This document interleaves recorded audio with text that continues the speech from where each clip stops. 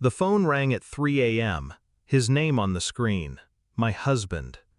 The silence on the line lasted too long before he spoke, his voice fractured and panicked. "Where are you? Please, come home." I listened, cold, detached. Days earlier, I had walked out after the barbecue, the one where my family wasn't invited. My sister-in-law smirked, calling the guest list classier. He snapped, telling me if I didn't like it, there was the door.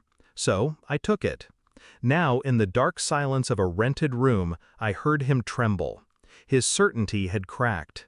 His arrogance dissolved into fear. Something had shifted. I didn't answer his question. I simply breathed, slow and steady, letting the weight of his desperation spill through the receiver.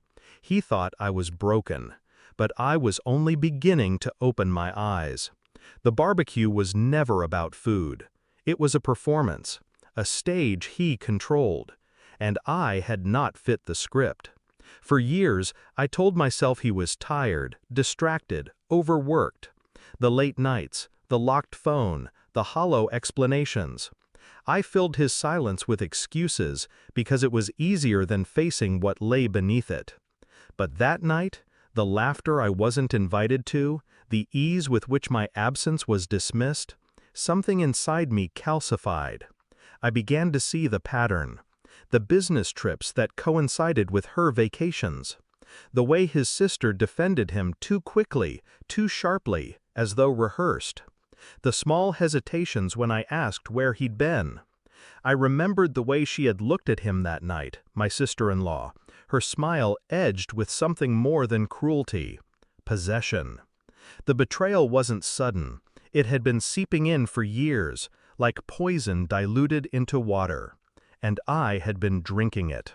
I did not rage. I did not accuse. Instead, I observed. Quietly, methodically. While he slept, I slid his phone from the nightstand. I memorized numbers, traced conversations disguised as business, messages deleted but not carefully enough, receipts tucked in wallets, charges in towns he wasn't supposed to be in. Her name appeared more than once, hidden under initials, camouflaged as work, but her handwriting on a receipt betrayed them both. Still, I spoke nothing. I played my role. The wife returned home, subdued, apologetic. He believed it, believed my silence meant defeat. Inside, I counted days. I collected fragments.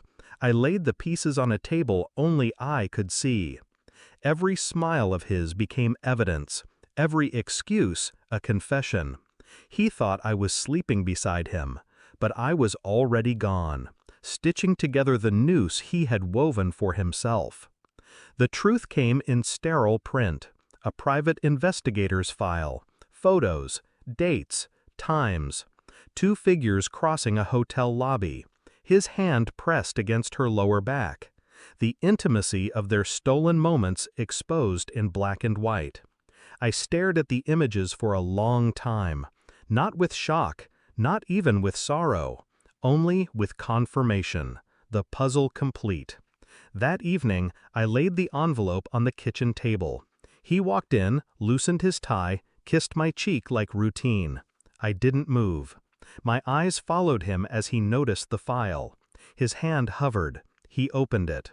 The silence collapsed. His breath caught. His face drained. "Wait, I can explain." I didn't blink. I didn't speak. He filled the air with excuses, apologies, half-truths spun into frantic threads. His words scattered against my composure. The more he unraveled, the calmer I became. I didn't scream. I didn't cry. I simply stood, took my keys, and placed one final document beside the photographs. Divorce papers, already signed. His mouth opened, closed, opened again. Desperation spread across his face like a stain. "You can't just, after everything, we can fix this." I looked at him, finally speaking, my voice steady as ice. "You taught me my place at that barbecue. Consider this me returning the favor." the words sliced cleaner than any scream could. I left the door open behind me, the night air rushing in, swallowing his pleas. He had wanted control. He had wanted power. Now he stood exposed, stripped, powerless. And I didn't need to watch him fall. I only needed to walk away. Alone, I felt the silence settle like armor. No tears, no shaking hands, only a clarity that tasted bitter and sharp. He had built his life on betrayal, hidden behind charm and cruelty. I had lived inside that shadow, small and unseen. But betrayal is a mirror, and once you finally look, you cannot unsee. I was not his wife anymore, not his possession, not his silence. I was the wound he gave himself, and he will bleed from it long after I am gone. Final line? He tried to erase me from his life, so I erased him from mine. Thanks for watching. Don't forget to like, share, and comment. Subscribe now to Cheating Stories Insight World for more amazing stories.